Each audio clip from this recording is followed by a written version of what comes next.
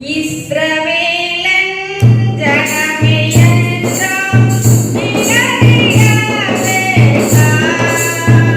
இனிக்குவாவோலே வாமானா ஏதும் பயவேண்டா இனிக்குவாவோலே வாமானா ஏதும்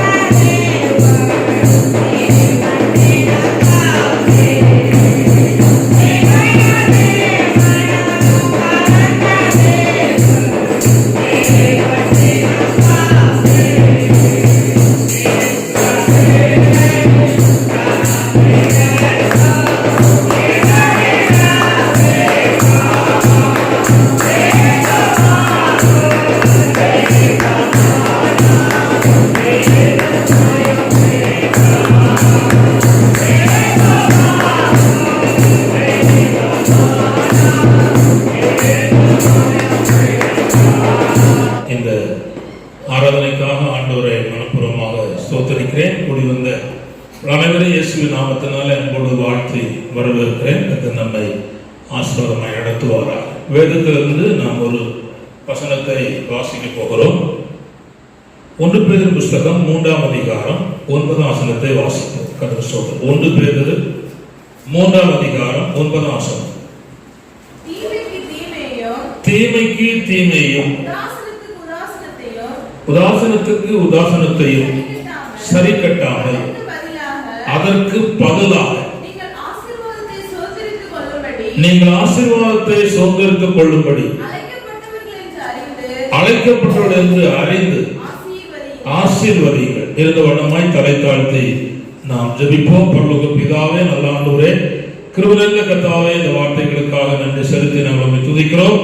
வார்த்தை கர்த்தர் ஆசீர்வதித்தாரும் சமீபத்திலும் தூரத்திலும் கேட்கிற எல்லா தெய்வ பிள்ளைகளுக்கும் ஆண்டவர் ஆசீர்வாதமான வார்த்தைகளை தரும்படியாக ஜெபிக்கிறோம். தொடர்ந்து எங்களோடு கூட பேசு. இயேசுவின் நாமத்தில் ஜெபிக்கிறோம் நல்ல பிதாவே, ஆமென். கர்த்தர் ஸ்தோத்திரம். அப்போஸ்தலனாகிய பேதுரு தன்னுடைய நிருபத்தில் இந்த வார்த்தையை அவர் சொல்லுகிறார். தீமைக்கு தீமையையும் உதாசீனத்திற்கு உதாசீனத்தையும் சரி கட்டாமல். பொதுவாக தீமைக்கு தீமை செய்கிறவர்கள் யார் என்பதை நாம் பார்ப்போமானால், சாதாரணமாக இருக்கிற மனிதர்கள் அதை செய்வார்கள். கர்த்தர் ஸ்தோத்திரம். சாதாரணமாக இருக்கிற மனிதர்கள், அதாவது இயேசுவை ஏற்றுக்கொள்ளாதவர்கள், ஆண்டவரை அறியாத பிரஜாதிகள், கர்த்தர் ஸ்தோத்திரம், தீமைக்கு தீமை செய்வார்கள். ஒரு ஆளை ஏசிட்டா அது திரும்ப ஏற்றிடுவாங்க. அல்ல ஒரு ஆளை அடிச்சுட்டா அது காரியம் செய்வாங்க. இது உலகத்தில் நடைபெறுகிற காரியம். கர்த்தர் ஸ்தோத்திரம். அதுக்கப்புறமாக இயேசுவை ஏற்றுக்கொண்டு இயேசுவுக்கு பின்னால் வந்தாலும் வாழ்க்கையில் தேவனை தெய்வீக முறையில் அனுபவிக்காத அல்லது அறியாதவர்கள் அதை செய்வார்கள். கர்த்தர் ஸ்தோத்திரம். நான் அதற்கு உங்களுக்கு சின்ன சம்பவத்தை உங்களை உணர்த்துகிறேன். இதே நிருபத்தை எழுதின பேதுரு இருக்காரு, இவர் இயேசு கிறிஸ்துவால் அழைக்கப்பட்டார். பிரதான அழைப்பை அழைக்கப்பட்டார். கவனிங்க, இயேசுவின் ரத்தம் அழைக்கப்பட்டு இயேசுவோடு கூட போறார், வாரார், இயேசு செய்த அற்புதங்கள் எல்லாம் பார்க்கிறார். இவர் தண்ணீர் மேல் நடந்தார். இதெல்லாம் காரியம் நடக்குது. கடைசியில இயேசு கிறிஸ்து சிலுவைக்கு போனோம். அப்பொழுது இயேசுவை பிடிக்க வந்தாங்க ஒரு பெரிய கூட்டம்.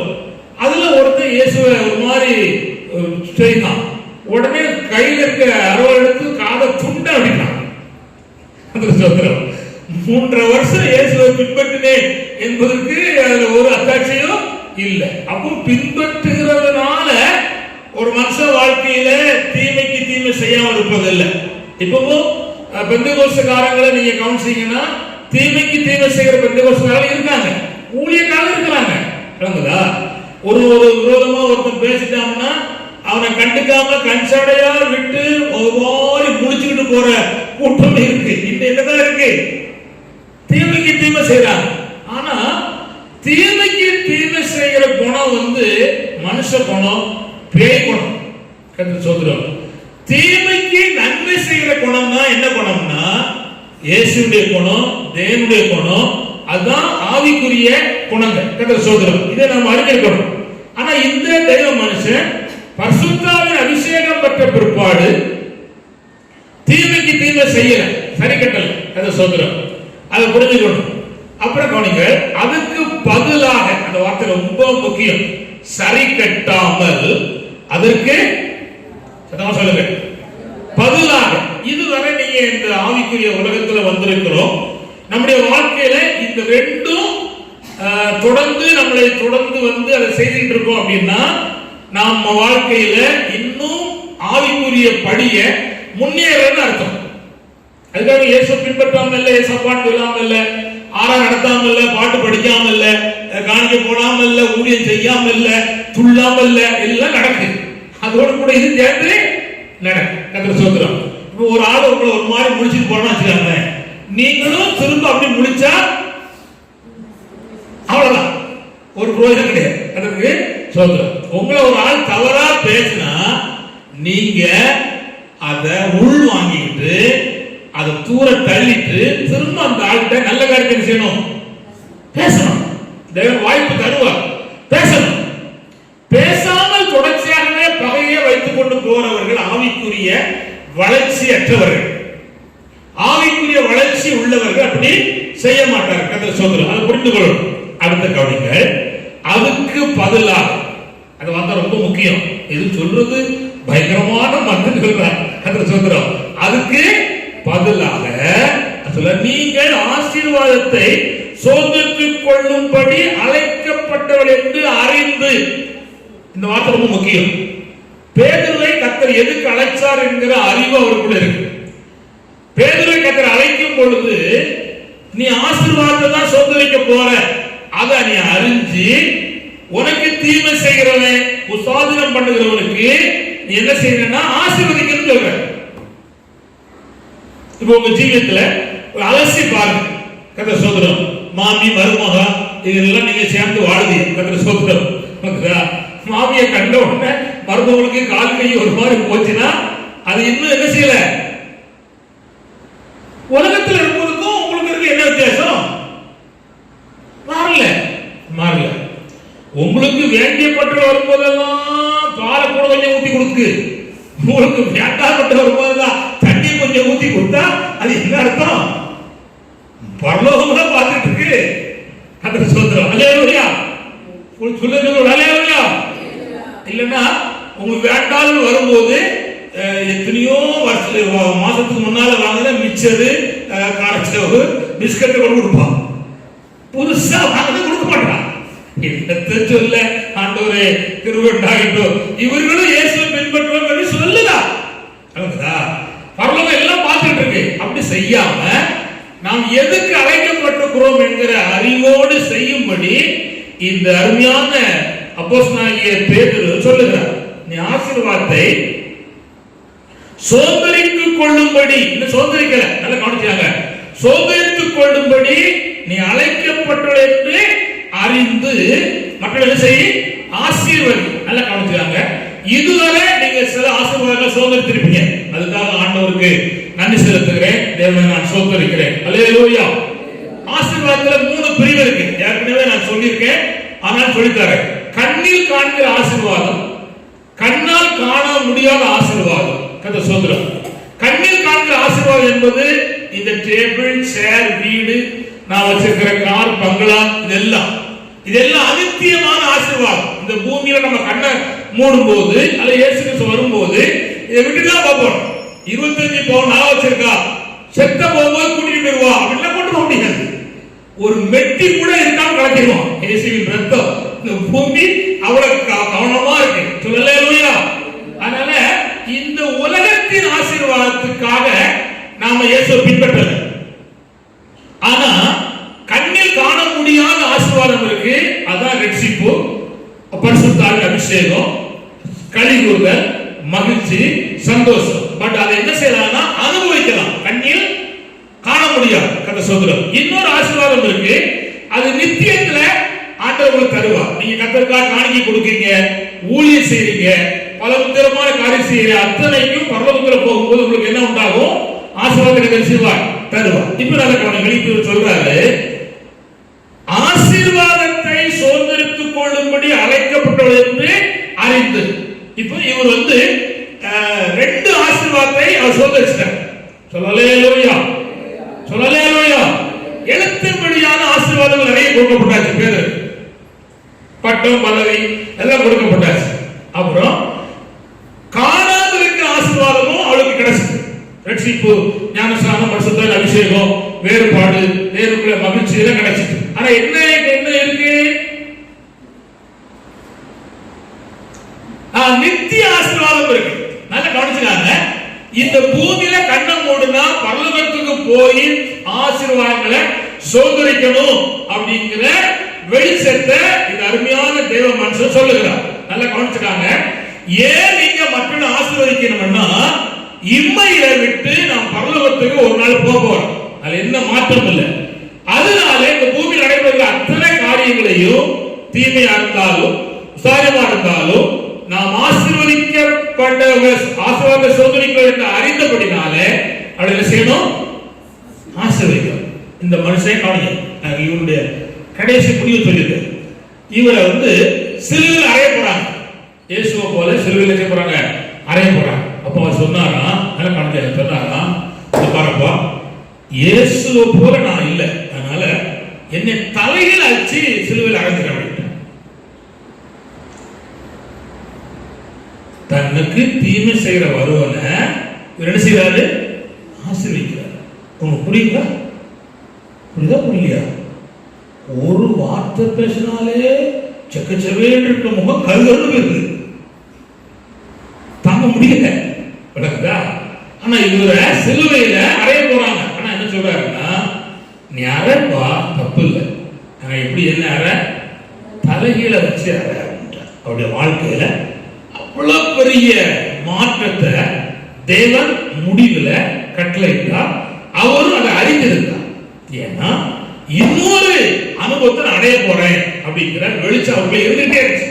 இப்ப சொல்ல போறேன், நடைபெறும் அத்தனையும் சகிக்க பொறுக்க அல்லது தீமைக்கு தீமை செய்யாமல் இருக்க நாம் ஒரு தேவ பிள்ளைகளா இருப்போமானா, நமக்கு இந்த பூமியோடு வாழ்க்கை இல்லை, கண்ணை மூடுனா அதோட ஜீவன் போனா பரலோகத்தில் நமக்கு வாழ்க்கை இருக்குங்கிற அறிவு அனுதின வாழ்க்கையில இருக்கிற தேவ மனுஷன் எப்பேற்பட்ட பிரச்சனையும் சிம்பிளா அடித்து முடிச்சிருவோம். அல்லேலூயா, அல்லேலூயா.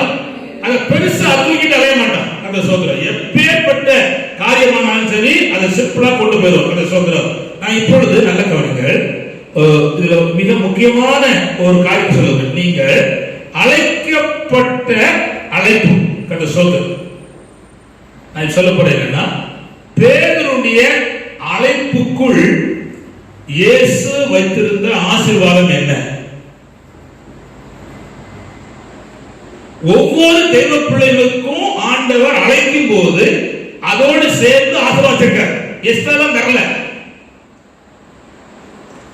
தனிப்பட்ட மனுஷனானாலும் குடும்பமானாலும் சபையானாலும் ஏழையானாலும் கோழையானாலும் பலவீனமானாலும் இயேசு ஒருவன் அழைத்தா அந்த அழைப்புக்குள்ளேயே ஆண்ட அத்தனை ஆசீர்வாதிச்சிருக்காரு, வச்சிருக்கிறார். முழிக்க முடிய பாருங்க. சொல்லலையா? இப்ப திரும்ப சொல்லுங்க. உங்க பேங்க்ல ஒரு 2 கோடி ரூபாய் கிடக்கு, அதுக்கு 10 ஏடிஎம் தர மாட்டான். எத்தனை ஏடிஎம் தருவா? ஏடிஎம் கார்டு ஒரு கார்டா தருவான். அது ஒரு கார்டை வச்சு அவ்வளோத்தையும் எடுத்துக்கலாம்.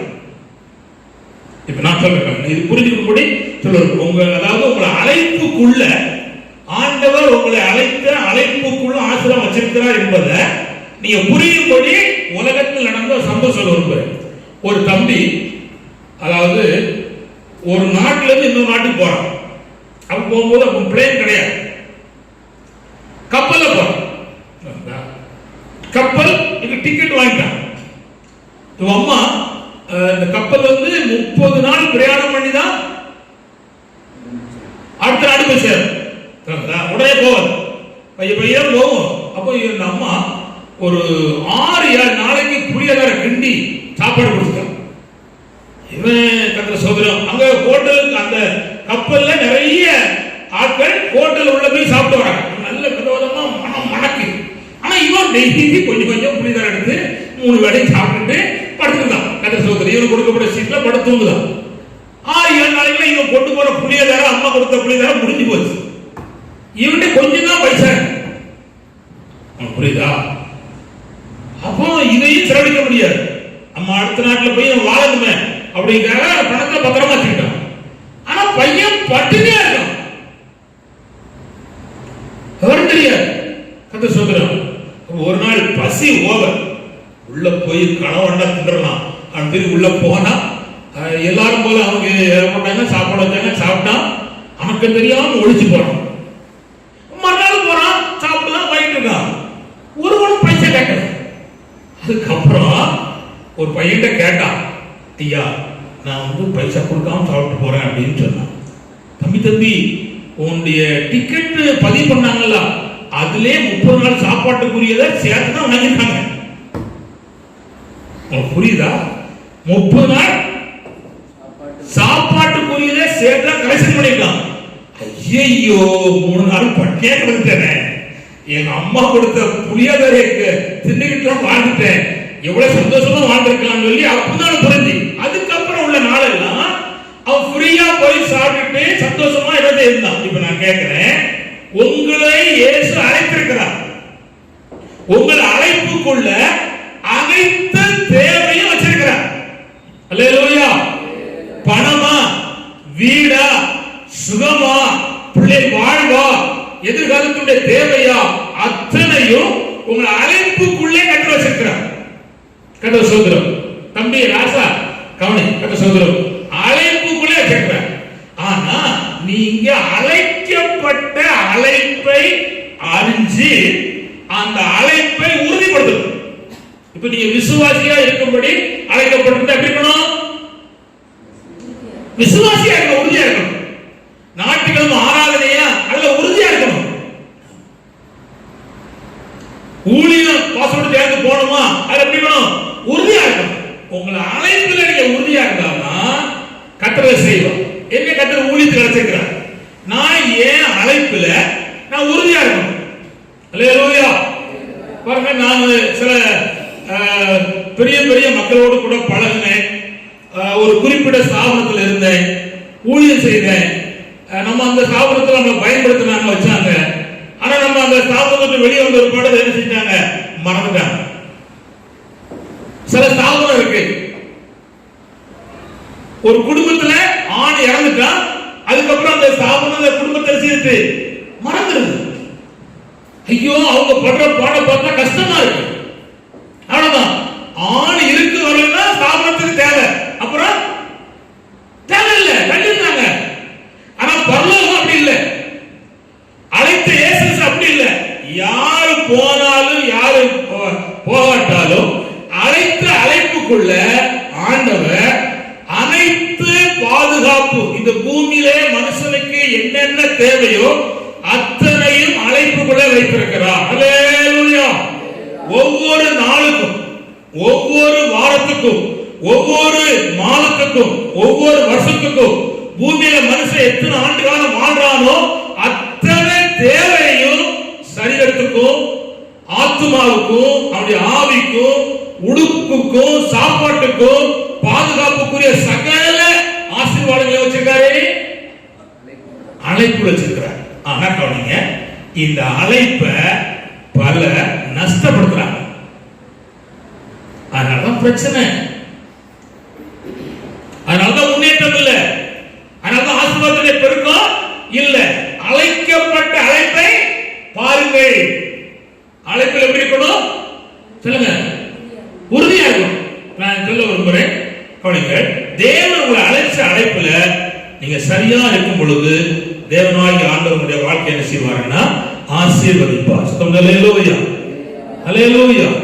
இப்ப நான் சொல்ல போற கவனிங்கள், ஆண்டவர் நமக்கு அழைக்கப்பட்ட அழைப்பிலே, நான் இந்த பேருடைய காரியத்துல சில காரியங்கள் சொல்ல விரும்புகிறேன். அவனுக்கு ஆசீர்வாதத்தை ஆண்டவர் அவனுக்கு கொடுப்பதற்கு தேவன் அவனை அழைத்தார். அதை கர்த்தர் அவனுக்கு சரீர தேவையை கொடுத்தார், வஸ்திரத்தின் தேவையை கொடுத்தார், எல்லாம் அவன் பூமியில வாழ்நாள் எல்லாம் தேவன் செய்த கொடுத்தார். இருக்கானுங்க, அவனுக்கு விசுவாசிகள், தெய்வ பிள்ளைகள் பணம் கொண்டு கொடுத்தாங்க, கொஞ்சமா கொடுத்தாங்க. எல்லா காணியாட்சி வித்து கொண்டு கொடுத்தாங்க. கையில கொடுத்தாங்க,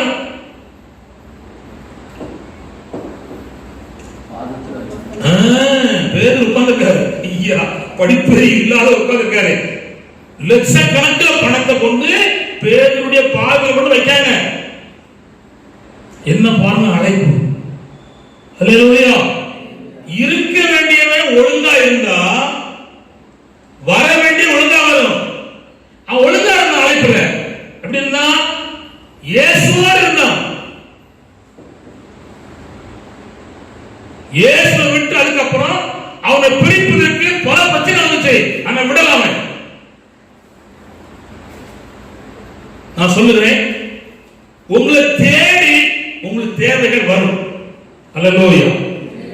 நீங்க தேவை தேடி அலையாண்டாம். கேட்ட சோதரம். மனுஷன் மறக்கலாம், சொந்தக்காரன் மறக்கலாம், நண்பர் மறக்கலாம், யாரும் கைவிடலாம், பெரிய ஸ்தாபன தலைவர்கள் கைவிடலாம். ஆனா உங்களை அழைத்த இயேசு கிறிஸ்து ஒரு நாள் ஒரு பொழுதும் கைவிடவே மாட்டார், கைவிடவே மாட்டார். அல்லேலூயா. அதனால நீங்க அதை தெளிவா இருந்து கொள்ளுங்கள். நீங்க ஆண்டவர் அழைக்கப்பட்ட அழைப்பில் எப்படி இருக்கணும்? ஒழுங்கா இருக்கிற சொல்ல. அல்லேலூயா. அது ரொம்ப முக்கியம். அதை சொல்கிறோம். கவனிங்க, இந்த பேதுருடைய அழைப்பிலே நான் வேகமாய் 3 அழைப்பை முதலாக சொல்ல விரும்புகிறேன். ஒன்று, இயேசுவை பின்பற்றுவதற்கான அழைப்பு. உயர்ந்த சாதனைக்குரிய அழைப்பை ஆண்டவர் கொடுத்தார். மத்தேயு சுவிசேஷம் 4ஆம் அதிகாரம் 19 வாசிக்கலாம். மத்தேயு 4:19. சீக்கிரம். மத்தேயு 4:19. என் பின்னே வாருங்கள், என் பின்னே வாருங்கள். உங்களை மனுஷரை பிடிக்கிறவர்களாக்குவேன் என்றார். ஒரு பெரிய சாதனைக்காக அவனை அழைத்தார். இவ்வளவு காலம் பிடிச்சது மீன், இப்ப பிடிக்க போறது மனுஷனை பிடிக்கணும். மனுஷனை பிடிக்க ரொம்ப கஷ்டம். பழைய பாட்டு காலத்துல நிறைய கூட 300 நிறைய பிடிச்சி சிம்சன் எல்லாம் ஒண்ணு கட்டி தீய பறிச்சு விட்டான். எப்படிதான் பிடிச்சாலும் அது மகா பயங்கரமானது, தந்திரம் உள்ளது. ஆனா மனுஷனை பிடிக்க ரொம்ப கஷ்டம். நம்ம சொல்லுவோம், ஏக்கா கூட்டத்துக்கு வாங்கக்கான்னு சொல்லுவோம், வாரா தம்பி சொல்லுவோம், வரவே மாட்டான். தம்பி 6 வாங்க தம்பி கூப்பிடும், வாரம் மாஸ்டர் சொல்லுவோம். அப்படிதான் 3 வருஷமா 4 வருஷமா கூப்பிட்டுதான் இருக்கும், வாரம் வர மாட்டான். அவர் பேரு எவ்வளவு கஷ்டம் மனுஷனை பிடிக்கிறதுக்கு. ஆனா மனுஷனை பிடிக்கிறது அவன் ஒரு வேலை வச்சிருந்தான். அதான் முக்கியம். அழைக்கப்பட்ட அழைப்பிலே சாதனை புரிவதற்கு அவன் ஒரு வேலை வச்சிருந்தான். அல்லேலூயா. அந்த வேலை என்ன என்பதை நான் உங்களுக்கு சுட்டிக்காட்ட விரும்புகிறேன். அல்லேலூயா. 20 வாசிமா, 20 வாசிங்க. உடனே அவர்கள் வலையை விட்டு அவருக்கு பின் சென்றார்கள், இயேசுவுக்கு பின் சென்றார்கள். இது மிக முக்கியம். மாடல் ரோல் யாருன்னா இயேசுதான். இந்த பூமியில எந்த மனுஷனும் மனுஷையும் மாடல் ரோலாக பார்க்காங்க. எப்பேற்பட்ட தலைவனையும் பார்க்காண்டா, எங்கனையாவது கொஞ்சம் கொச வச்சிருப்பான். அல்லேலூயா. மாதிரி யாருன்னா இயேசுதான். அப்ப நம்ம என்ன பின்பற்றணும் அப்படின்னா இயேசுவையே பின்பற்றணும். இயேசுவை பின்பற்றின அர்த்தம் என்ன? அவர் 3 வருஷம் மனுஷனா இருந்து மனுஷன் நடுவுல அவர் நடந்து வந்த பகுதியை பேர் பார்த்திருக்கான். அவர் அதிகால இருட்டோரமா ஜோமன போவார். அப்ப இயேசு பின்பற்றுவதற்கு காலை 4 மணிக்கு எந்திக்காம படுத்து தூங்கினா பின்பற்ற அர்த்தமா? இல்லை.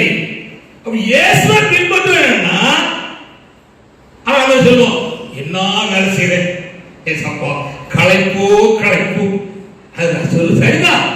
ஆனா இயேசு பின்பற்றுகிற நாம் இயேசு என்ன செய்தாரோ அதை செய்யணும். அவன் பேரு அதிகாலை எழும்பி ஆண்டவர் சமூகத்தில் உட்கார்ந்து ஜெபித்தான். அல்லேலூயா. அல்லேலூயா. ஊழியத்துல கஷ்டம் உண்டு, பாடுகள் உண்டு, நிந்தை உண்டு. அத்தனை இயேசு மாடலா இருக்கிறார். அதை பார்த்தான், சகிச்சான், பொறுத்தான், இயேசு பின்பற்றான். இயேசு தெருத்தெருவா பிரசங்கம் பண்ணார், வீதியா பிரசங்கம் பண்ணார், எல்லா இடங்களிலும் நின்று காரியத்தை நடப்பித்தார். அதே பேதுரு பின்பற்றினான். அப்ப இயேசுவை பின்பற்ற அர்த்தம் என்னன்னா, இயேசு இதுக்கு முன்னால் போன பாதையில என்னென்ன வச்சுட்டு போனாரோ அதை செய்யணும், பின்பற்றணும். நான் சொன்னேன், நீ விசுவாசிகளா இருக்கனால உங்களுக்கு சொல்லி தர விரும்புகிறது, நீங்க இயேசு என்ன செய்யணும், பின்பற்றணும். நான் சொல்லித்தாரேன். உங்க வீட்டுல காலையும் மாலையும் 2 பாட்டை பாடி ஒரு அதிகாரத்தை வாசித்து நீங்க ஜெபம் பண்ணி தேவனை தேடிக்கிட்டு இருந்தா உங்க வீட்டுல இருக்கிற சாபம், கஷ்டம், கடன் பிரச்சனை, நெருக்கடி, திறக்க முடியாத வாசல்களை கர்த்தர் திறந்து உங்கள் அழைப்புக்குள் இருக்கிற ஆசீர்வாதத்தை ஆண்டவர் உங்களுக்கு தருவார். கேள்வி கேட்காண்டா, நீங்க சரியா பின்பற்றிட்டீங்கன்னா நிச்சயம் அதுக்கு பரிகாரத்தை தேவன் செய்வார். அல்லேலூயா. அது முக்கியம். கர்த்தர் சொல்றார். அப்படியே நம்ம வாழ்க்கையை புரிந்து கொள்ள வேண்டும். சொல்றார். அடுத்த கவனிங்கள், மார்க் 10:45 வாசிப்போம். மார்க் 10:45. அப்படியே மனுஷகுமாரன் ஊழியம் கொள்ளும்படி வராமல், ஊழியம் கொள்ள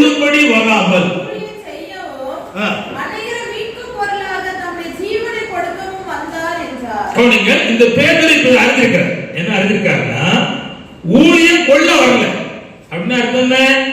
இன்னொருவன் கட்டி வச்சேல உட்கார்ந்து நல்ல தின்னுட்டு ஒரு பிரசங்கம் பண்ணி ஒரு பாட்டு பாடி ஆறா நடத்திட்டு போகிறது ஊழியம் கொள்ள வந்தவர்கள். ஆனா அதை செஞ்சாலும் இன்னொரு புதிய இயேசுவை அறியாத சர்ச்சை இல்லாத கிராமங்கள்ல சென்று அதை தத்தெடுத்து அங்க போய் ஊழியம் செய்து ஆத்துமாலயம் பண்ணி நடத்துகிற அந்த சேவையை தான் அந்த ஊழியக்காரன் செய்யணும். அல்லேலூயா. எனக்கு கவனிங்க, நான் இதுக்கு முந்தின நாட்கள் இருந்த ஸ்தாபனத்துல நான் இருந்த காலங்கள்ல பழைய ஊழியத்தை செஞ்சிருக்கேன். முதல் ஊழியமே பழைய ஊழியம் தான். விளக்குதா? அப்புறமும் திரும்பவும் பழைய ஊழியம் தான், அப்புறம் திரும்பவும் பழைய ஊழியம் தான், அப்புறம் திரும்பவும் பழைய ஊழியம் தான். அதுக்கப்புறம் புதிய ஊழியம் வந்துச்சு. அப்பொழுதுதான் எனக்கு முந்தின போதல சொன்னா, இப்பதான் கர்த்தருடைய அழைச்சா என்பதற்கு இதுதான் அடையாளம். அல்லேலூயா, அல்லேலூயா. புதிய ஆட்களை இப்ப கவனிங்க, இன்னொரு சபையிலிருந்து இன்னொரு சபைக்கு கூட்டி வருவது அது ஊழியம் இல்லை, அது ஊழியம் இல்லை, அது கொள்ளுதல். என்ன விளக்குதா?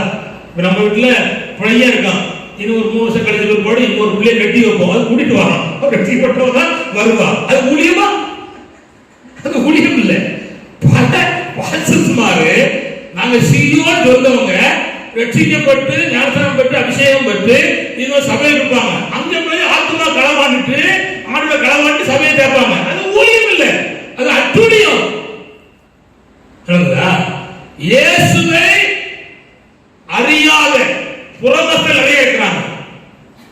அவர்களிடத்துல போய் சென்று இயேசுவை சொல்லி அவர்களை ஆண்டுல வழி நடத்தி உடனே வரமாட்டாங்க. ஆனா நம்ம வேலையை தொடர்ச்சியாக என்ன செய்யணும். அதுதான் சேவை செய்வதற்கு கொடுக்கப்பட்ட அழைப்பு.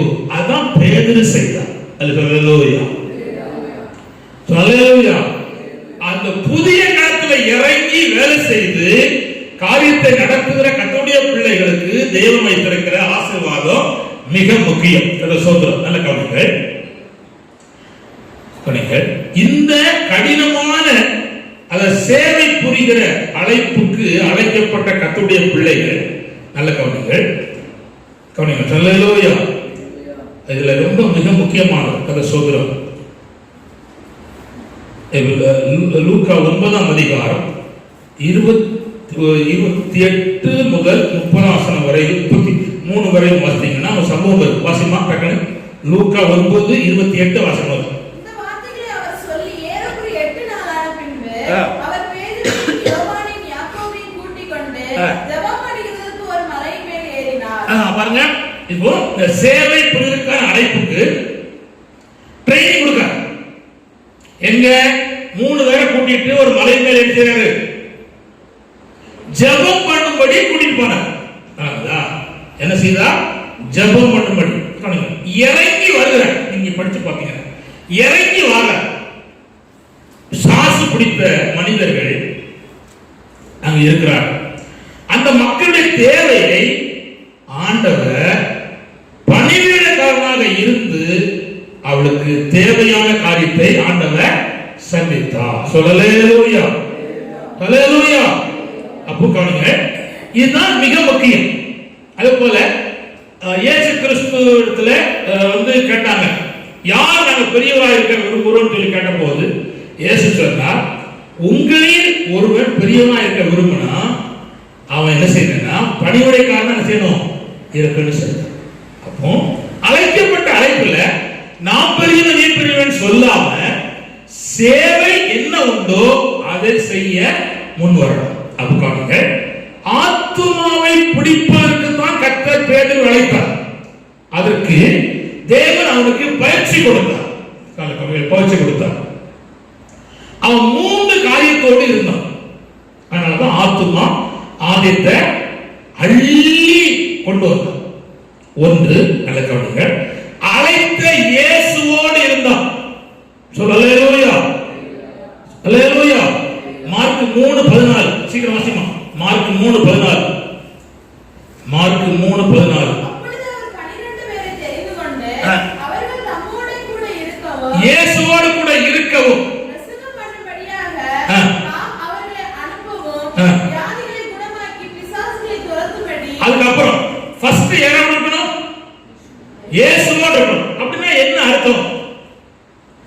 இயேசுவோடு இருப்பது என்றால் அர்த்தம் கவனி. இயேசுவோடு இருப்பது, இயேசுவோடு நம்ம இல்லாமல் இருக்கோம், இயேசு நம்ம கூட இருக்கா, நாம் இயேசு கூட இருக்கிறோம். ஆனா அது என்ன அர்த்தம் கவனிங்கள். ரெண்டு காரியத்துல புறப்படும். ஒன்று, வசனத்தை வாசிக்கிற தெய்வ பிள்ளைகள், அல்லது வசனத்தை தியானம் பண்ணுகிறவர்கள், வசனத்தை ஆராய்ச்சி பண்ணுகிறவர்கள். இந்த வசனம் என்னை உணர்த்தணும், என்னை ஆசீர்வதிக்கணும் அப்படின்னு பயபக்தியோடு எடுத்து வாசிக்கிற கர்த்தருடைய பிள்ளைகள் யாரோடு இருக்காங்கன்னா தேவனோடு இருக்கிறார்கள். அல்லேலூயா. அப்ப இயேசுவோடு இருக்கிறவன் வசனத்தோடு இருக்கும். யாரோடு இருப்பான்? வசனத்தோடு. மூணாவது என்னன்னா, நல்ல கவனிங்க, அவன் அந்த ஆண்டவரோடு கூட உட்கார்ந்து சும்மா இருக்க மாட்டான்.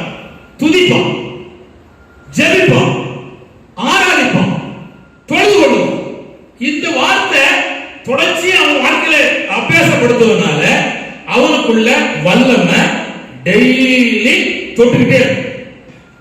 தேவ பிரசன்னம் அவன் வாழ்க்கையில தொடர்ச்சியாக செய்யும் இருக்கும். அப்போ மூணாவது அந்த தேவனோடு கொடுக்க அடையாளம் என்னன்னா அவன் கூட என்ன இருக்கு? வல்லமையோடு இருக்கிறான். அல்லேலூயா. எப்பொழுது வல்லமை வரும்? துதித்தா, ஜெபம் பண்ணா, ஆண்டவரை ஆராதித்தா, தேவனை போற்றினா, உபவாசம் பண்ணினா என்ன செய்யும்? வல்லமை வரும். பாருங்க, நம்ம கையில ஒரு செல் இருக்கு. செல் அதாவது தகவல் தொடர்புக்காக வச்சிருக்கிறோம். இதுல பேட்டரி ஒன்று இருக்கு, பெரிய பேட்டரி இருக்கு, சின்ன பேட்டரி எல்லாம் இருக்கு. ஆனா இது யூஸ் பண்ண என்ன ஆகுன்னா பேட்டரி டவுன் ஆகும். கர்த்தர் ஸ்தோத்திரம். என்ன செய்யும்? தொடர்ச்சியா இருந்தா கண்டிப்பா குறைஞ்சிட்டு இருக்கும். நம்ம ஒண்ணு என்ன செய்யணும்? அங்க பார்க்காங்க என்ன செய்யணும்? எஸ் அப்பா என்ன வெளிச்சு இருக்கிற கரண்ட்ல கொண்டு ஒரு சாத்திரம் வச்சு நம்ம இணைச்சு வைக்கணும். வச்ச இடமே அந்த டவுன் ஆனது ஃபுல் ஆகும். சார்ஜ் பண்றோம். அது போல துதித்தல், ஜெபித்தல், உபவாசித்தல், தேவனை போற்றுதல், ஆராதித்தல் என்கிறது என்ன அர்த்தம்? என்னன்னா தேவனோடு இருக்கிற கர்த்தருடைய பிள்ளைகள் வல்லமை செய்றாங்க, பெற்றுக்கொள்றாங்க. ஹல்லேலூயா, ஹல்லேலூயா. இயேசுவோடு இருக்கிறவன் தான் மனசுல படிப்பான். இயேசுவோடு இருக்கிறவன் என்ன செய்வான்?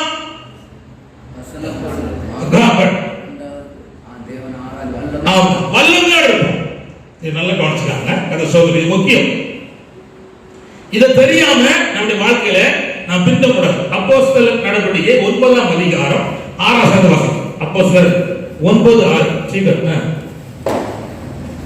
அவன் நடுவே திகைத்து, ஆண்டவரே, நான் என்ன செய்ய சுத்தமாயிருக்கிறேன் என்றார்.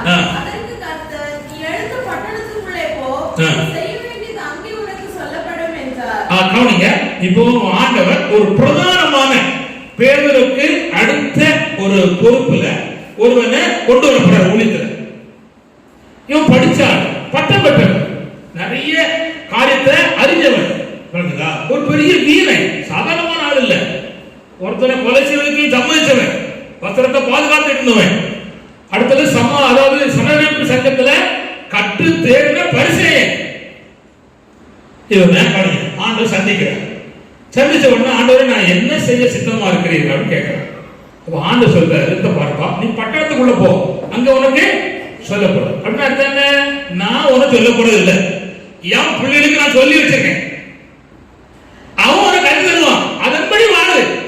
இப்போ பலருக்கு என்னன்னா ஆண்டவரே பேசு, ஆண்டவரே பேசு, ஆண்டவரே பேச உட்கார்ந்து இருக்கான். இதுக்கு முன்னால கற்று தேர்ந்த தேவன் கற்று கொடுத்துருக்கான். அதுக்கு செவிசாட்சி வாழ்ந்தனா உனக்கு தேசம் செய்யும் தெரியும். அல்லேலூயா. புரிஞ்சுக்கணும். பட்டணத்துக்கு உள்ள போனா 3 நாள் கண்ணு தெரியாம உட்கார்ந்து ஜெபம் பண்ணிட்டு இருக்கிறான். இப்போ ஆண்டவர் அனனியாட்ட பேசுறார். இந்த பார்ப்பா, இப்படி ஒருத்தர் இருக்கான், தச்சு பட்டணத்துக்காரன் சவுல், அங்க நேர்த்து நிறப்பட்ட யூதா வீட்டுல அவன் என்ன செஞ்சிட்டு இருக்கான்? ஜெபம் பண்ணிட்டு இருக்கான். அவன் பயப்படுதான், அவன் பார்க்க பயப்படுதான். ஆண்டவரே, அவன் உண்மை ஜனத்தையும் சபையும் கொள்ளையிடுறதுக்கு, கொலை செய்வதற்கு நான் சம்மதிச்சாரு, நான் போக மாட்டேங்கிற மாதிரி மனதில் எழுதி சொல்றான். இந்த பார், நீ போ, நான் அவனை தெரிஞ்சிட்டேன், இவன் போறான், உண்மையாகவே நடந்துதான் போயிருப்பான், என்ன ஆண்டு சொன்னாலும் போயிருப்பான். இவன் போய் சொன்ன உடனே அவன் கண்ணுல இருந்து கை வச்சவன் உடனே சிதல் விழுது. அதுக்கப்புறம் கவனிங்கள், தேவனுடைய சேவையை ஆயிரமாயிரமான ஆத்துமாக்களையும் சபைகளையும் அவன் ஸ்தாபித்தான். அல்லேலூயா, சொல்லலூயா. இப்ப நான் சொல்ல போற கவனிங்கள், அடுத்த கட்ட அழைப்பு என்னன்னா, நல்லா கவனிச்சுக்காங்க, நீங்கள் சாட்சி சொல்வதற்கான அழைப்பு. என்ன அழைப்பு சொல்லுங்க, சத்தமா சொல்லுங்க. சாட்சி சொல்லணும்.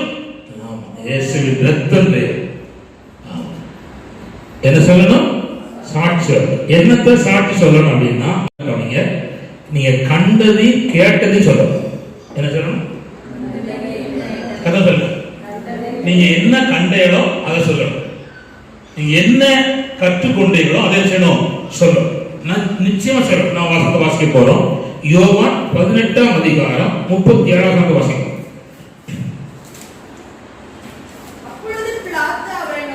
நோக்கி அப்படியானால் நீ ராஜாவோ என்றார்.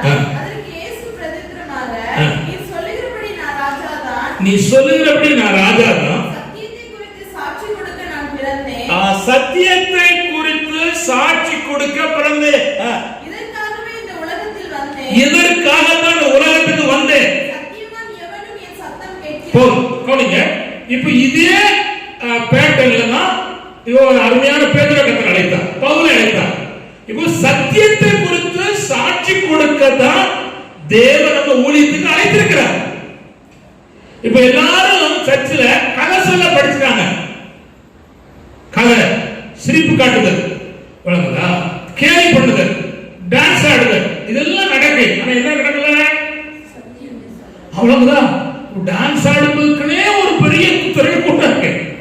ஆமா, அவரை பின்பற்ற பெருமக்கள் இருக்கிறாங்க. சொல்றோம். ஆனா என்ன சொல்றார் ஆண்டவர்? சத்தியத்தை குறித்து சாட்சி கொடுக்க முடியும் செய்தேன் வந்தேன்னு சொல்லுங்க. என்ன சத்தியம், என்ன காரியம், அதை நான் உங்களுக்கு விளக்கி தரேன். யோவான் 3ஆம் அதிகாரம் 32, 33 வாசிக்கும். சீக்கிரம். தாம் கண்டதையும் கேட்டதையும் சாட்சியாக சொல்லுகிறார். காணுங்கள், இயேசு கிறிஸ்து தங்கள் கண்டதை கேட்டு சாட்சியாக சொல்லுகிறார். அவருடைய சாட்சியை ஒருவரும் ஏற்றுக்கொள்கிறதில்லை. அவருடைய சாட்சியை ஒருவரும் ஏற்றுக்கொள்வதில்லை. அவருடைய சாட்சியை ஏற்றுக்கொள்கிறவன் தேவன் சத்தியமுள்ளவர் என்று முத்திரை போட்டு நிச்சயப்படுத்துகிறார். கட்ட சோதரம். காணுங்க, அவர் கண்டதையும் சாட்சியாக சொல்லுகிறார். பாருங்க, என்ன கண்டார்? பிதாவை கண்டார். என்ன கண்டார்? மகிமை கண்டார். என்ன கண்டார்? கோடால் தூதரை கண்டார். அத அப்படியே எல்லாருக்கும் சொன்னார். சொல்லலையா? கவனிங்கள், அவருடைய பிறப்பு தூதரால் அறிவிக்கப்பட்டுச்சு, முன்திரிசு அளிக்கப்பட்டாங்க. அதுக்கப்புறம் ஊழியத்தின் பிற்பாடு பிதாவை அடிக்கடி சாட்சியாக அறிவித்தார். கண்டதையும் கேட்டது. இப்ப நான் கேட்கிறேன், உங்களுக்கு ஆண்டவர் கண்டதையும் கேட்டதையும் நீங்க சாட்சியாக செய்யணும். சொல்லுங்க, சொல்லணும். அல்லேலூயா. கணக்கு நீ என்ன கண்டீங்க அது சாட்சியா சொல்லணும். என்ன கேட்டீங்க அது என்ன செய்யணும்? சாட்சியா சொல்லணும். நீ இயேசுவிடத்துல என்ன கண்டீங்க, என்ன கேட்டீங்க அதை நீங்க என்ன செய்யணும்? சொல்லணும். அல்லேலூயா. நான் சொல்றேன், உங்களுக்கு புரியாது, நான் சொல்றேன். அல்லேலூயா. ஆண்டவர் நான் கண்டதையும் கேட்டு சொல்லுவார். எனக்கு சொல்லிக் கொடுத்த தெய்வ மக்கள் வசனம் கொடுத்தார்கள். அவர்கள் சொல்லிக் கொடுத்ததை நான் மனப்பூர்வமாக ஏற்றுக்கொண்டேன். அப்படிப்பட்ட காலத்துல ஏற்றுக்கொண்ட அனுபவத்துல தேவன் எனக்கு செய்த நன்மைகளை நான் கண்டேன். அல்லேலூயா. அல்லேலூயா. 91ல கடுமையான புயல். அதுல வாழை முழுவதும் சரிஞ்சிச்சு. அப்ப எங்க அப்பா இயேசுவை ஏற்றுக்கொள்ளல. கீழப்பத்திலையும் வாழை போட்டிருக்கோம். இந்த இங்க ஒரு வயக்காடு உண்டு, வயக்காடு பேரை மறந்து வச்சு போட்டு பாருங்களா, மானியந்திரன் அப்படின்னா எனக்கு சரியா சொல்லணும்னு நினைக்கிறேன். அதுலயே வாழை போட்டிருந்தோம். நடுக்காம்படி வாழப்படட்டும். எங்க வாழ அந்த நாட்கள்ல ஒரு வாழ கூட சரியில்லை. பக்கத்து வயது விசுவாச வயது தான், அவங்க வாழ தெரிஞ்சிருக்கு. எங்க வாழ்க்கையில சரியில்லை. ஆண்டவர் பாதுகாத்தார். இப்ப நான் கண்டிருக்கேன், நான் உங்களுக்கு சொல்றேன். இத போல எங்க நான் சொல்றேன். அடுத்தது நான் கேட்டிருக்கேன். இதுக்கு முன்னால பரிசுத்தவான்கள் எனக்கு நிறைய காரியம் சொல்லியிருக்காங்க. நான் கேட்டிருக்கேன், இந்த இயேசுவை பின்பற்றினா ஒரு நன்மை குறைபடாது அப்படின்னு கேட்டிருக்கேன். அதை நான் பின்பற்றேன். அப்போ நான் கண்டதையும் கேட்டதையும் இருக்கணும். சொல்லுங்க, சொல்லுங்க.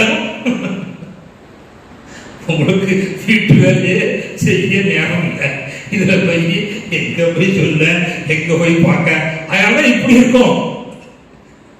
இப்படி இருக்கும். நாம போய் சொல்லணும்னா அடுத்த நாள் நடக்கும். இல்ல பாஸ்டர் மனைவி வருவா கூட போனோம், அது பிரயோஜனம் கிடையாது. அவளுக்கு ஒரு தரிசனம் உண்டு, அவன் வழியா போவா. நமக்கு என்ன உண்டு? நம்ம என்ன செய்யணும்? அதை செய்யணும். அப்போ கண்டதையும் கேட்டதையும் கவனி, சாட்சியாக அறிவிக்கணும். இயேசுநாதர் பிதாவிட்ட என்ன கண்டாரோ கேட்டாரோ அதை எல்லாம் சாட்சியாக சீசருக்கு அறிவித்தார், சபையில் அறிவித்தார், உலகத்தில் அத்தனை மனுஷன் என்ன செய்தார்? அறிவித்தார். சொல்லலேலூயா, கர்த்தர் ஸ்தோத்திரம். நல்ல கவனிங்கள். அவர் மக்களிடத்திலே சாட்சி பகர்ந்தார். யோவான் 4ஆம் அதிகாரத்தில் ஒரு சமாரிய பெண்ணிடத்திலே ஆண்டவர் இயேசு கிறிஸ்து சாட்சி பகர்ந்தார். அவ மோசமான ஆளுதான், ஆனா சாட்சி சொன்னார். அதுக்காக மோசமான ஆளு தெரிஞ்சாலும் சொல்லணும். ஏன்னா அந்த ஆத்துமா விளையாடப்பட்டது. நீங்க பார்க்கிற ஆள் மோசமான ஆளு தெரிஞ்சாங்களே, அந்த அம்மாட்ட பேசுனா நம்மளும் தப்பா நினைச்சுவாங்க அப்படின்னு நினைச்சு பலர் நினைக்கலாம். அதை பத்தி பயப்படக்கூடாது. யார் நினைச்சு என்ன ஆகுது நமக்கு? அந்த ஆத்துமா ரட்சிக்கப்படணும் என்கிற நோக்கத்தோடு இயேசு செய்தார், சாட்சி பகர்ந்தார். அடுத்தது கவனிங்கள், லூக்கா 15:1 ஆயக்காரனுக்கும் பாவிகளுக்கும் சாட்சி பகர்ந்தார். வாசிமா சீக்கிரம். லூக்கா 15:1 சகல ஆயக்காரரும் பாவிகளும் அவருடைய வசனங்களை கேட்கும்படி. பாருங்க, வந்திருக்கவங்கெல்லாம் பரிசுத்தவான் இல்ல, ஆயக்கார பாவி. ஒரு குடிகாரனுக்கும் சிகரெட் பிடிக்கிறவனுக்கும் நான் இயேசுவை பற்றி சொல்லணும். நல்லதே தேடி போக முடியாது, சொல்லணும். அடுத்த கவனிங்க, லூக்கா 15:2-3 வசனம். அப்பொழுது பரிசேயரும் வேதபாரகரும் முறுமுறுத்து. ஆமா கவனிங்க, பரிசேயர். ஆமா, இயேசுவின் ரத்தம் போட்டோம். ஆமா, என் புள்ள வலுவங்கத்தை அடிச்சு நினைக்கிறேன், வழி போது இருக்கட்டும். அதாவது பெருமை நிறைந்த பரிசேயர் வேதபாரகன், அவனுக்கு சாட்சி பகர்ந்தார். அவன் பெருமைக்காரன், இந்த ஊர்ல ரொம்ப பெருமையா நடக்கான் அப்படி ஒதுங்கல, அவனுக்கு சாட்சி சொன்னார். நான் கேட்கிறேன், பாவிக்கு சொன்னார், பொல்லாத மனுஷிக்கு சொன்னார், அக்கிரமக்காரன் சொன்னார், பெருமைக்காரனுக்கும் சொன்னார். அப்படின்னா ஆண்டவர் ஒண்ணு கூட வரல. கர்த்தர் ஸ்தோத்திரம். அல்லேலூயா. இது சாட்சி சொல்ற விதம் 3 விதத்துல. சாட்சியே சொல்லிட்டேன். சாட்சி சொல்ற விதம் 3 வகையில இருக்கு. சொல்றேன். 1, உங்க நாவினால் சொல்லுற சாட்சி. 2, உங்கள் கனியினால் சொல்ற சாட்சி. உங்கள்கிட்ட கனி இருக்கணும். ஜெப கனி அப்படின்னா ஜெபம் பண்ற கனியா இருக்கணும். ஒரு காலத்துல நீங்க சண்டைக்காரன் வச்சுக்காங்களேன், அது கோபக்காரன் வச்சுக்காங்களேன், இல்ல கோபக்காரன் வச்சுக்காங்களேன், இல்ல அடிக்கிறான்னு வச்சுக்காங்களேன். இப்போ அடிக்காத கை, அணைக்கிற கை. புரியுதா? ஒரு காலத்துல மனைவி பேசினா திரும்ப எழுத்து பேசுவாங்க. இப்ப எழுத்தே பேச மாட்டேன், எல்லாம் பெட்டி பொம்மா மாட்டேன். புரியுதியா? என் தம்பி சொல்லுவான், உனக்கு வேற வழி இல்லை, அப்படி போனாதான் சோறு கிடைக்கும் அப்படின்பா. அதனால பிரச்சனை இல்லை. அவன் என்ன சொல்லி போறான், ஆண்டவருக்கே கோடி சோத்திரம். காரியம் நடக்கணும், அவ்வளவுதான். என்ன நடந்தாலும் பரவாயில்ல. கோடி சோதரம். அப்படின்னா என்ன அர்த்தம்? நம்ம கனி மூலமாக சாட்சி பகலும். கவனி, நான் அதுக்கு ஒரு சகோதரன் சொல்றேன். கவனி, ஒரு சகோதரன் வந்து நல்ல மனுஷன், கதை சோதரம். அவர் வந்து கராத்தே பெல்ட் வாங்கினவர். அப்போ அவர் ஊழியை போயிருக்காரு. அவர் 2-3 பயில கேரி பண்ணியிருக்கான், போட்டு சாத்திட்டாங்க, ஆட்டி பிரிஞ்சிட்டார். அப்புறம் அதே தெருவில் அவர் போனாச்சுன்னா அவ்வளவு ஓடிவான், எழுந்து இருக்க மாட்டான். இது ஒரு சாட்சியா? அப்புறம் இவரை சரிப்படுத்துவதற்கு ஆண்டு என்ன செய்யாருன்னா ஃபைல்ஸ் வியாதியை கொடுத்தார். அந்த ஃபைல்ஸ் வியாதியை கொடுத்தார். அதுல ரொம்ப கஷ்டப்பட்டார். அதுக்கப்புறம் வாங்கின 3 பெல்ட் போயிட்டு ஆண்டவர் உறிஞ்சி எடுத்துட்டார், சக்கையா இருக்கார். இப்ப யாரையும் அடிக்க மாட்டார், எவன் அடிச்சாலும் படுவான்.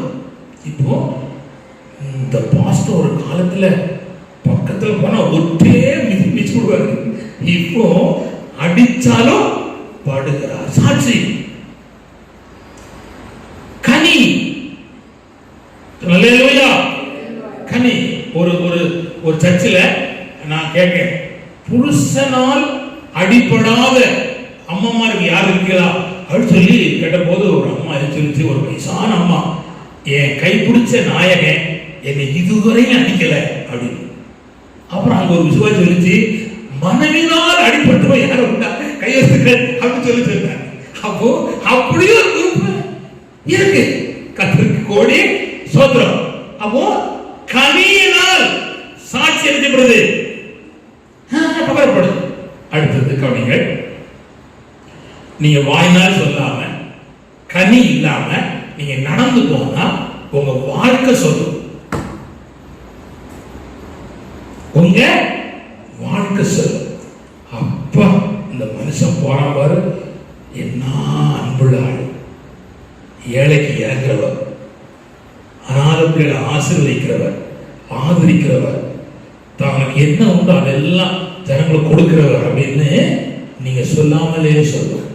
அல்லேலூயா. நான் ஒரு காரியத்தை அவருடைய வாழ்க்கையில நடந்த சம்பவத்தை சொல்றேன், நீங்க தப்பா புரிஞ்சுக்கிறாங்க. எத்தனையோ தலைவர் உலகத்துல பிறந்து வளர்ந்து போறாங்க, சில தலைவரை மறக்க முடியல. அது காரணம் என்ன? அவங்க வாழ்க்கை.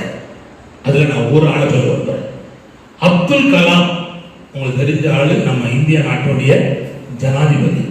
அவர் வந்து முதல் நாள் நம்முடைய இந்தியா ஜனாதிபதி மாளிகைக்குள்ள அவர் போகும்போது அந்த வாசல்ல ஒரு நிப்பான, அவன் என்ன செய்வான்னா வாருகிற ஜனாதிபதியுடைய காலில் உள்ள சூவ செருப்ப கலக்கிற வேலை, அதான் டியூட்டி. அவன் வந்த உடனே அந்த சூவ கலக்கினான். அப்ப அவர் சொன்னாரா, நீ உனக்கு என்ன வேலைன்னு சொல்லி கேட்டார். எனக்கு இதுதான் வேலை கேட்டான். இன்னையில இருந்து நீ கலத்தாண்ட, நானே கலத்திக்கல, நீ வெளியே போ அப்படின்ட்டான். அவன் வெளியே வந்த அன்னைக்கே அவனுக்கு வேலை ஆகுது, அவன் வெளியே போறான். இல்ல, அவனை திரும்ப கூப்பிட்டு இந்த காம்பவுண்ட்ல எங்கேயாவது செடி பூ இருக்குன்னா தண்ணி ஊத்துட்டான். அவன் ஜனாதிபதி காலத்துல அவருடைய செருப்பை ஒருவரும் கடத்தல. அப்புறம் வேலையை முடிச்சிட்டு ஜனாதிபதி பதவியை விட்டு வெளியே வர, வெளியே வரும்போது 2 சூட்கேஸ கொண்டு வர அந்த இதை விட்டு வெளியே வராரு. இது ஒரு ஆள் சொன்னதை நான் சொல்றேன். வெளியே வராரு. அப்பொழுது அந்த வேலைக்காரனை கூப்பிட்டுருக்காரு. அந்த முதல்ல ஒரு நாள் வந்து செருப்பை கலத்த வந்தான்ல, அவனை கூப்பிட்டுருக்காரு. அவன் ஓடி வந்திருக்கான். ஐயா என்ன சொல்லி, உன் கையில் உள்ள அந்த பூவுக்கு ஊத்துறல அந்த தண்ணியை கொண்டு வந்து இந்த 2 சூட்கேஸ தண்ணியை ஊத்து அப்படின்னு. சூட்கேஸ் மேல தண்ணி ஊத்தணுமா அப்படின்னு கேட்டுட்டான். ஆமா ஊத்துறா இருக்க. அப்போ பூவாளியை கொண்டு வந்து தண்ணி ஊத்திருக்கான். அப்படின்னா என்ன அர்த்தம்? இந்த ஜனாதிபதி மாளிகையை விட்டு நான் போகும்போது தூசியை கூட நான் கொண்டு போகிறேன் அப்படின்னு சொல்லி தெரியணும். புரியுதா உங்களுக்கு? புரியுதா? புரியுதியா? இப்போ எத்தனையோ பிரதமர் இருக்காங்க, ஜனாதிபதி இருக்காங்க, எல்லாருமே பேசலாம், பேசல. அவங்க வாழ்க்கை பேசுது. அல்லேலூயா. அன்னை தெரசா அம்மா, ஏபி கார்த்திகேயன் அம்மையா, இவெல்லாம் பேசணும். கால்வெல் ஐயரை பேசணும். ஏன்? அவங்க வாழ்ந்த வாழ்க்கை மற்றொரு சாட்சியாக செய்து அறிவிக்கப்படுது. சொல்லலேலூயா, சொல்லலேலூயா, கர்த்தர் ஸ்தோத்திரம். என்ன கவனிங்கள், அடுத்தது சிலுவை சுமப்பதற்கான அழைப்பு. என்ன அழைப்பு சொல்லுங்க? சிலுவை சுமப்பதற்கான அழைப்பு. லூக்கா 9:23 சீக்கிரம் வாசனம். லூக்கா 9:23. பின்பு அவர் எல்லாரையும் நோக்கி, ஒருவன் என் பின்னே வர விரும்பினால் அவன் தன்னைத்தான் வெறுத்து தன் சிலுவையை அனுதினமும் எடுத்துக்கொண்டு என்னை பின்பற்ற கடவன். ஆண்டவர் ஒவ்வொருவருக்கும் ஒரு சிலுவை வச்சிருக்கிறார். அந்த சிலுவை சுமக்கிற அழைப்பு. அல்லேலூயா, அல்லேலூயா. நீங்க இந்த அழைப்பை ஏன் சொல்றோம்னா, இந்த ஒவ்வொரு அழைப்பில் நீங்க இருக்கும் போதும், இந்த அழைப்புக்குள்ள நீங்க வாழும் போது அதுக்குரிய ஆசீர்வாதம் உங்களுக்கு வந்துடும். அதுதான் உள்ள சொல்லித்தானே. புரியுதா? கர்த்தர் ஸ்தோத்திரம். இப்போ கவனிங்கள், இதை நடைமுறையில 2 காரியத்துல உங்களுக்கு சொல்லி தர விரும்புகிறேன். அதாவது மத்தேயு சுவிசேஷம் 20ஆம் அதிகாரம் 1-14 வரை நீங்க வாசித்தீங்கன்னா அங்க ஒரு சம்பவம் இருக்கு. ஒரு தோட்டத்துல ஒரு எஜமான் வேலைக்கு ஆட்களை அமர்த்தி வேலை செய்கிறார். 3ஆம் மணி வேலை, 6ஆம் மணி வேலை, 9ஆம் மணி வேலை, 11ஆம் மணி வேலை. கவனிங்க, இந்த 9ஆம் மணி வேலைக்கு 3, 6, 9 வந்தவெல்லாம் பழைய ஏற்பாடு காட்டுறாங்க. எங்களுங்க பழைய ஏற்பாடு. 11ஆம் மணி வேலை வந்தவங்க புதிய ஏற்பாடு கால ஊழியர்கள், விசுவாசிகள். நீங்க எல்லாம் புரிஞ்சுக்காங்க. இந்த 11ஆம் மணி வேலை வந்தவர்களுக்கு தான் முதல்ல ஆண்டவர் கூலி கொடுக்கிறார். இப்போ 16 வாசிமா, அதே 20-16 வாசிமா சீக்கிரம். இவ்விதமாய் பிந்தினோர் முந்தினோராயும் இருப்பார்கள். கர்த்தர் சொல்றோம். இப்போ அழைப்பு என்னன்னா, தம்பி காணி பிந்தி வந்தவங்க முந்தி வரும்படி அழைப்பு. சொல்லலையா? நீ பிந்தி வந்துட்ட, அங்க சொல்லப்படாதுன்னா வேலை இல்லை அப்படின்னு சொல்லலாம். ஒருவன் வேலை தரல அப்படிங்கிறான். அப்போ தோட்டக்காரர் சொன்னாரு, பரவாயில்ல, நீ வந்து போய் வேலை செய்ய, உனக்கு தேவையான கூலி செய்வேன் தருவேன்னு சொல்லு. கவனி, அப்போ பிந்தி வந்தவன முந்தி வருவதற்கான அழைப்பு. நீ எவ்வளவு பிந்தி வந்தாலும் முந்தி வருவதற்கான அழைப்பு இருக்கு. அல்லேலூயா. யாரையும் பார்க்காதுங்க. இவரு 20 வருஷம் பெரிய பாஸ்டரா இருக்காரு, அப்போஸ்தலரா இருக்காரு, தீர்க்கதரிசியா இருக்காரு, நாம இப்பதான் வந்தோம் அப்படின்னு பார்க்காண்டா. பிந்தி வந்தவன முந்தி வருவதற்கான அழைப்பு கட்டளை வச்சிருக்கிறார். அல்லேலூயா. அப்படின்னா அர்த்தம் என்ன? கவனி, அந்த பிந்தி வந்தாலும் வேலை கடினமா செய்யலாம். அல்லேலூயா, அல்லேலூயா. ரெபேக்கான்னு பழைய ஏற்பாட்டுல ஒரு அம்மா இருக்கா, ஒரு வாலி பிள்ளை. அவளை அவ அண்ணன் லாபம் பெரிய கள்ளன். கர்த்தர் ஸ்தோத்திரம். யாக்கோபு விஷயத்துல கடும்பு அப்பம் தந்தா தங்கச்சி நடுவில் சொல்ல முடியுமா? கஷ்டம். அவன் போகும்போது அவன் சொல்லி ஆசீர்வதிக்கிறான், ரெபெக்காளே நீ கோடா கோடியாய் பெருகுவாயாக. அப்படின்னா அர்த்தம் என்ன தெரியுமா? கடுமையா வேலை செய்யறான். யாரு? ரெபெக்கா. வீட்டுல வெளியே அவளை ஆண்டவர் கோடா கோடியா பெருக பண்ணினார். இப்போ இந்த தோட்டத்துல, சபையில, புற பகுதியில வேலை செய்ய கடுமையான வேலை செய்யணும். வேலை செஞ்சா நான் சொல்லுகிறேன், உங்களுக்குள்ள கோடா கோடியாக ஆசீர்வாதத்தை தேவன் உங்களுக்கு தருவார். சரி, இப்ப பாருங்க, வேலைக்கு போயாச்சு. அங்க போய் சும்மா மண்டி வச்சுக்கிட்டு 2 கொத்து கொத்திக்கிட்டு அல்ல எனக்கு அடி ஓடுனா என்ன நடக்கும்? நம்ம தம்பி வேலைக்கு போனான் தாசுவா, அவன் ஓயாம இடத்துல போய் உட்காருவான். இவன் சம்பளம் கொடுப்பான், நாளைக்கு வேலைக்கு கூட மாட்டான். அதுக்கு வந்துடும், போயிட்டு வா ராசா அவனு அனுப்பிடுவான். கடுமையான வேலை செய்யணும். வெயில் அடிக்கும், மழை பெய்யும், வேலை செய்யணும். எங்க அப்பா வேலை செய்ய நான் பார்த்துருக்கேன். மழை பெய்யுங்க, ஏர் கூட்டி விடுவார். பெய்த மழை போர் அவர்கள் தான் பெய்யும், ஏற அவுக்க மாட்டார். அடிக்கிற வெயிலெல்லாம் அவர்கள் தான் அடிக்கும். புரியா சொல்றது? விளங்க மாட்டார். அவர் உழைச்சார். அவர்கிட்ட நான் கண்ட மிக முக்கியம், அவர் சின்ன சின்ன தவறு இருந்துச்சு, தவறு இல்லாம இல்ல, மனுஷன் தவறுறவன். ஆனா கடுமையான உழைப்பாளி. ஹல்லேலூயா. அதுபோல உங்க வீட்டுல நீங்க இருக்க காலத்துல கடுமையா உழைச்சீங்கன்னா பிந்தினோர் முந்தினோரான அழைப்பு. ஹல்லேலூயா. நான் கடைசியாக ரெண்டு சொல்லணும், சமயம் போயிட்டு ஆனாலும் சொல்லி தரேன். ஹல்லேலூயா. கர்த்தர் சொல்றார். அது என்ன அழைப்புனா, தேவனுக்குள் வெளிப்படுத்தப்பட்டதிலே நிலைத்திருக்கும்படி அழைப்பு. ஹல்லேலூயா. 2 கொரிந்தியர் 3:11 வாசிக்கலாம். 2 கொரிந்தியர் 3:11 சீக்கிரம். 2 கொரிந்தியர் 3:11. ஏசப்பா. அஞ்சி ஒழிந்து போவது மகிமையுள்ளதா இருந்தானால் நிலைத்திருப்பது அதிக மகிமையுள்ளதா இருக்குமே. நிலைத்திருப்பது அதிக மகிமையுள்ளதா இருக்கு. அப்ப நிலைத்திருக்கிறதுக்குரிய அழைப்பு. ஹல்லேலூயா. ஒழிந்து போகிற அழைப்பு இல்ல. என்ன அழைப்பு? நிலைத்திருக்கிற அழைப்பு. கவனிங்க. உங்க தனிப்பட்ட வாழ்க்கையில, குடும்ப வாழ்க்கையில, பிள்ளைகள் வாழ்க்கையில, ஊழிய பகுதியில நிலைத்திருப்பதற்கான காரியத்தை நீங்க செய்யணும்.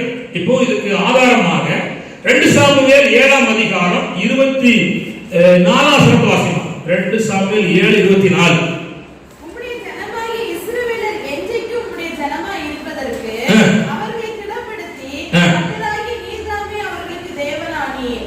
இப்போதும் தேவனாகிய கர்த்தாவே, நீர் உமது அடியானையும் அவன் வீட்டையும் குறித்து சொன்ன வார்த்தையை என்றைக்கு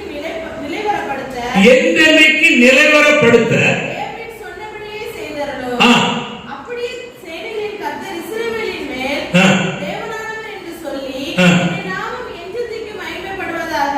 29 சீக்கிரம். இப்போதும் உமது அடியானின் வீடு என்றைக்கும் உமக்கு முன்பாக. கவனிங்க. இந்த வார்த்தை கவனிங்க. உம்முடைய அடியானுடைய வீடு எனக்கு முன்பாக அல்ல. அந்த வார்த்தை தான் முக்கியம்.